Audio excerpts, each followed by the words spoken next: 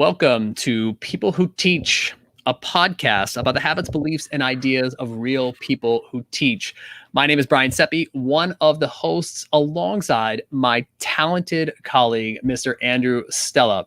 And today, we are excited because Andrew and I just got off of our first Clubhouse room that we hosted. We both decided that we would take the People Who Teach mindset of the habits, beliefs, and ideas, and we would take it to Clubhouse and explore what it means to moderate a room and think about the lessons that we learned there, and then see what kind of community we can bring together to swap ideas about those habits, beliefs, and ideas. And I tell you, it was really great. Andrew, what are your thoughts on our first, literally 5 minutes ago, hosting Clubhouse? Well, we had a break last week, and I kind of got into Clubhouse, and a friend, Adam, sent it to Brian, and then Brian sent it to me. And, it's pretty new that you kind of don't know what it is right away. And everyone's very puzzled by it. It's very strange. And that you have to be invited into it, which I think throws people off a little bit too. So during the break, I just kind of hopped on there and I'm like, wow, this is awesome. And, Brian and I have been getting into lots of conversations on there. And we were talking a few nights ago and we were like, we should definitely get on there. And Brian texted me last night or 2 days ago and goes, we're getting on there. I'm like, let's do it. So definitely, I think a lot of people don't even know about it. It's like this hidden gem, right? That's a great point. Yeah, so important. Yeah. So let's just set up the podcast for tonight, right? So here's the cool thing, how we're going to do this. We had another colleague who happened to be in the room that we were hosting. So the way Clubhouse works is there is a set of moderators. Those moderators basically control the functions and facilitate the rooms. The title of the room that we hosted, and I have a couple screenshots of it too, so I'll share those with the group. The title of the room that we hosted was People Who Teach, and we were asking one question. Basically, what's working well? Whatever your role is on campus or in the educational setting, we wanted to know what was working well. And that was our big platform. So we decided to host a room 2 days ago, as Andrew mentioned. And we also invited some people there that we thought could really help facilitate the conversation. And we have that guest waiting in the lobby right now. He's here. He doesn't have much time, and he is busy because he's hosting podcasts all over the place, and his content is amazing. But we want to bring up Adam Kruger, one of our talented colleagues. He is a great mind when it comes to content creation. And I am so thrilled to be connected to him because he has inspired me to live well beyond my creative means. And I wouldn't be doing this podcast or anything like this if it weren't for his influence. So I'm grateful for that. But here's how we're going to structure the content for tonight, which is this.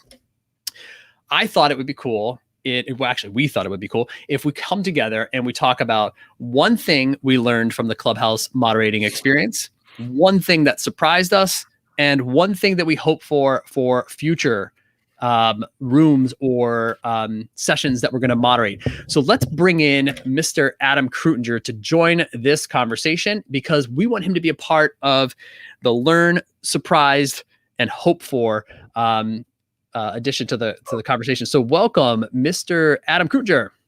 We've been talking about this. Hey. Thanks for having me.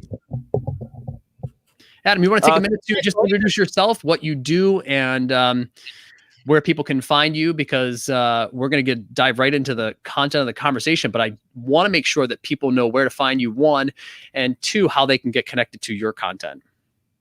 Yeah, you can find me almost everywhere at Adam Kreutinger, linked right there.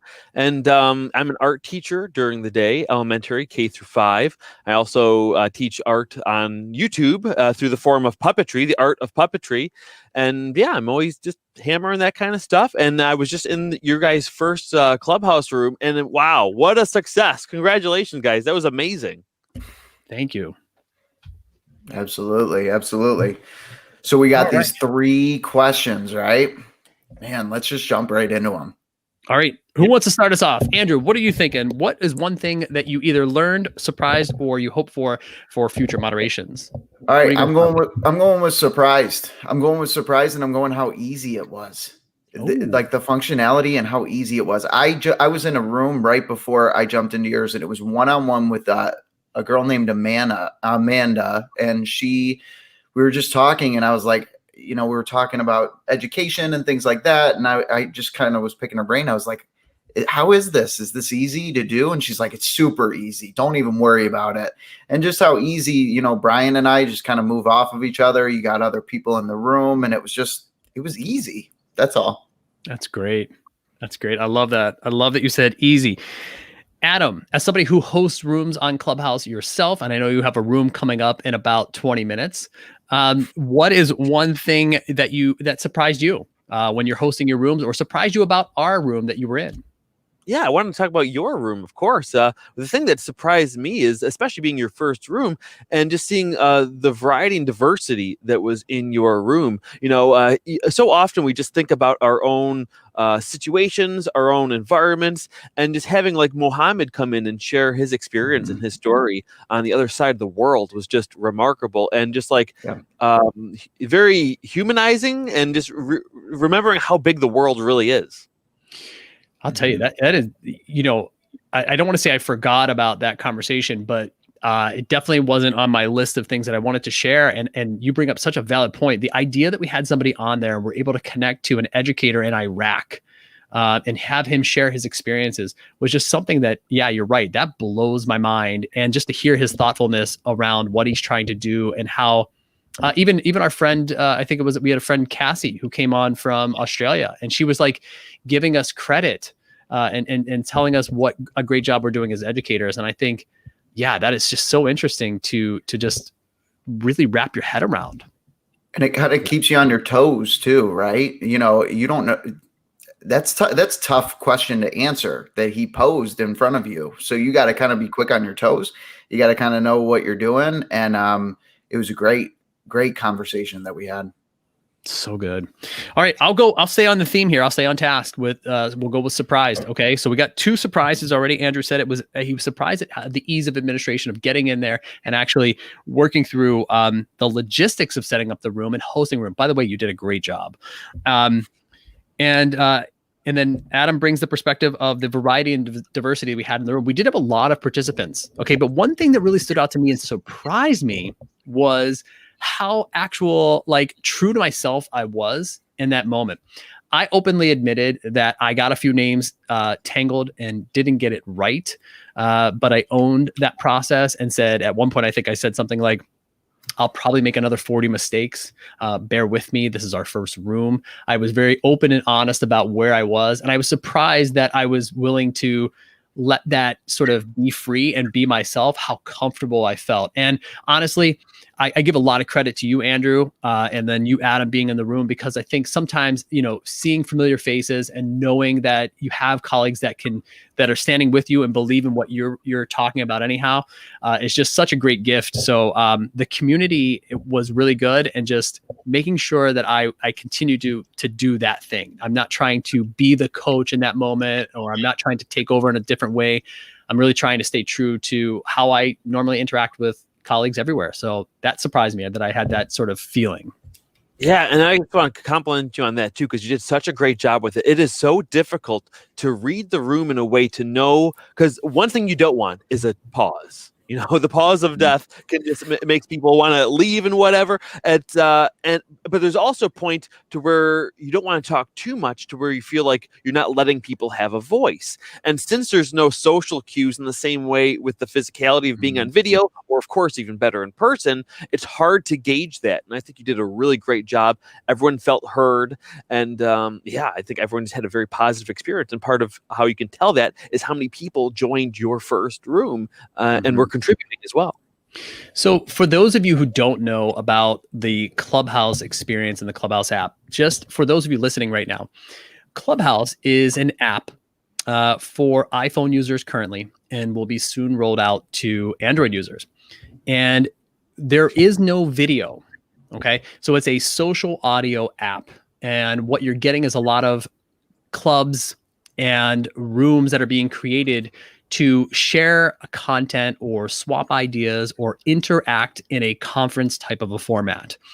And it's a little bit longer than it's a sometimes than a podcast, and it's, a little bit, it's obviously more interactive than say a tweet or an Instagram post. And what you have there is, as Ed had mentioned, it's hard to read the room because you're only seeing faces, right? So you're only seeing a circle and a face, and you have to click their face in order to find their bio and what it is they maybe do. But our room, people who teach, tell us what's working well, was obviously filled with a lot of people who are in the educational field and setting. And so, Adam, you bring up a really good point with, it's hard to read the room. The idea of the awkward pause, and people have to unmute to speak, and you want to make sure that you make your rooms as accessible as they can be by signing off and saying things like, "My name is Brian and I'm done speaking." And, there's an etiquette to the room. And Andrew and I just decided that it would be cool to launch it and get our feet wet and try to figure this space out. And I think, thank you. We did a really good job for our first experience. So on to something you learned or something you hope. I'll take it. Sure. I'll go ahead. So something I learned, and I keep continuing to learn this as an educator, is just listening and being a good listener. And then when you're done listening, capitalizing on your moment when you get to speak, right? So that's really a skill that I'm working on, is taking it all in. And in Clubhouse, you have to be a good listener. You don't get many turns to speak. So when you do speak, you better make it good too. And, that's just something that I learned from being on there. And, when I've been in rooms and I've come in as a speaker, you may only get to talk like once or twice, but when you're running the room, you have to keep the audience going, and you have to keep the audience engaged, and you have to keep them wanting to be there and listening to what you have to say, because we do have a lot to say, and we can learn a lot from others. And I think that's the other thing too. It's not about getting people into your room. It's about having people in your room to collaborate with, if that makes sense. Ton of sense. And man, you did a great job of like listening and then paraphrasing back what was said. I thought that was just brilliant on your part. So yeah. Thank you. I'll tell you one thing I learned, and then we'll throw it to Adam. One thing that I learned was that when you bring people together, okay, this is like a big learning. And you could say this for all the rooms that we've participated in, but the room that we were moderating, when you can have an idea of, like, we focused on the positive tonight, which was what's working well. When you bring together ideas from others, people get and leave inspired. Like, they walk away with like, I hadn't thought of that, or, that was really big for me, or I love the way you said that. And you could see people in the room as they were starting to share ideas. We had that one science teacher who shared a lot of great ideas, and people were sort of vibing off of that. I think people get filled up, and there's a community connectedness to what happens on Clubhouse right now, or is happening there. And if you carve out that space and allow people, like you said, to talk through what's working well, or what maybe has their attention, or perhaps even what they're struggling with, you have empathetic listeners out there who are saying, yeah, I get that, or tell me more, or I want more of that. And I just think that idea of people walking away with one little idea or nugget that can inspire them more, or have an impact on their kids, that idea swap is just so important. So that's what I learned is key for me right now. How about you, Adam? What's one thing you learned? Yeah, I'm going to kind of jump off on and expand it a little bit from my perspective, because I'm a person who loves conferences. I've gone to so many conferences, educational conferences, magician conferences, juggling conferences, children's book writing conferences. And the best thing, Comic-Cons, the best thing about those events is not just like the literal rooms and speakers and whatnot, but the conversations that happen in the hallway with the people that you're meeting, networking with. And this is an opportunity to do that every day if you want to. And there's so much value in that, because anytime I leave a conference and talk to so many people and hear those perspectives, I come out energized, and it like inspires me to be very productive. And being able to have that in my pocket is just such a powerful tool as an educator and a creator. And Adam, you want that time, right? As teachers, we want that time to be able to like go in the hallway. Some of the best things happen on that 30-minute break when you're in a conference, and you can unpack what you just learned with a colleague, and you, even if it didn't make sense for you or something, that you're collaborating with them and you're vibing off of each other. Oh yeah. Just hearing these teacher stories and their perspectives, it just was like, man, it's just eye-opening, and again, makes me want to work harder. Yeah. That's really well said. That's the hallway conversations that stays with me, because you're right, Andrew. That's sort of where, and Adam, that's where the magic happens, where we're like reflecting or talking through the thing that we just experienced together, right? Like that's so powerful. All right, so we're gonna get into our last category, which is like, what's something you hope for more of? What's something you hope for with your experiences when it comes to Clubhouse? I could take this one. I'll start this one first. The one thing, because I haven't started yet. So the one thing that I think I hope for is that I get the courage and encouragement to continue to host rooms, knowing that I don't have to have all of the answers.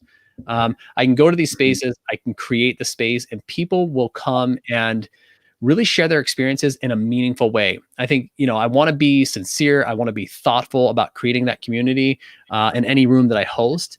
And hopefully that sort of came through in our room, that people felt seen, heard, valued. So I hope that we can continue, because I'm sure that if I host a room, it's obviously going to be alongside talented colleagues like you all. And I want to make sure that the rooms that we host bring that kind of energy around community, connection, and valuing and seeing people and their perspectives. So that's what I hope for. Yeah, I'll jump in next. One thing that I hope that it can kind of stay like how it is, which I know isn't going to happen, because I know this is going to blow up and it's going to become huge, and these rooms are going to be harder to manage, and the only way to manage them successfully will be in a different way. That's probably more of a lecture or a live podcast rather than really a community interactive type of a room, which is what I get the most value out of. I don't tend to get as much value out of these rooms that have 2,000 people in it as much as I do something that has, somewhere from like 20 to 100 people in it, where people really have a chance to talk. And I hope we don't lose that, especially as this app grows and they add monetization and things like that. So hopefully it doesn't lose itself. That's what I hope.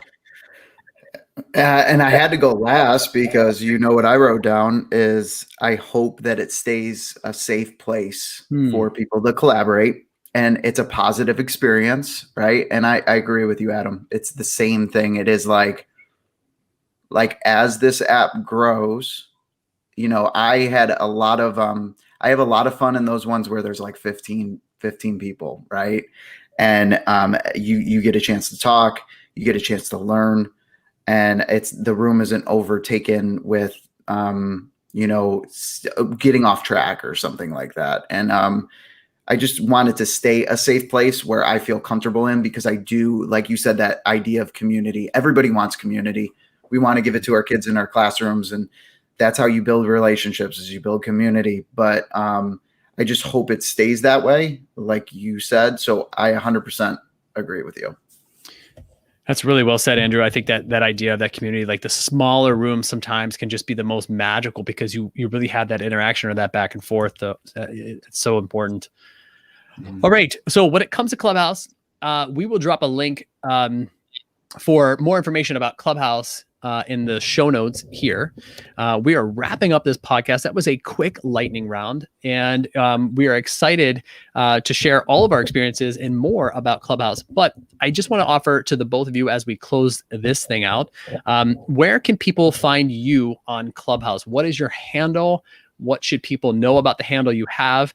I can go first as I look mine up. I have to look and make sure that it's the same and matches what's on screen here. My handle, you can find me at Brian_Sepe, SEPE _. That is an easy way to find me and get notifications. One thing that is important, if you do find us on Clubhouse, is to tap that bell notification. And when you tap that bell notification, it will identify what rooms we are in or what rooms we are moderating. And you could sort of be linked to that schedule where we pop up, which is an important thing if you want to join like-minded people, especially people who teach. So where can people find you on Clubhouse, friends? You can find me at Andrew Stella edu. So this is kind of my new handle too. So if you've been following me on Instagram, TikTok, things like that, I kind of changed it up a little bit. Got it all one. That's great. So at Andrew Stella edu on all of the social platforms. And then how about you, Adam? Yeah, but it's the same at Adam Kreutinger. You can follow me there, and if you follow me on Clubhouse, I'm in all kinds of rooms. I'll be in educational room, artist rooms. There's really something for everyone there. So even if you have hobbies outside of education and that type of learning, there's a lot for you there to explore. That's a great point, Adam. It's funny you say that because I was actually in a room for parenting. Mm-hmm. And I found that room to be really inspirational because there were a lot of stories about parenting your children in the state of education that we're in right now. And that was a big conversation and a lot of learning for me. So yeah, you're right. You can find anything you can imagine when it comes to Clubhouse. So that is our Clubhouse experience. We're happy to be here. Thank you for joining us. If you joined the live, we appreciate you being here. If you're watching this in the recorded fashion, we appreciate you showing up to this community. And if you are listening to this right now, thank you so much for all of your support.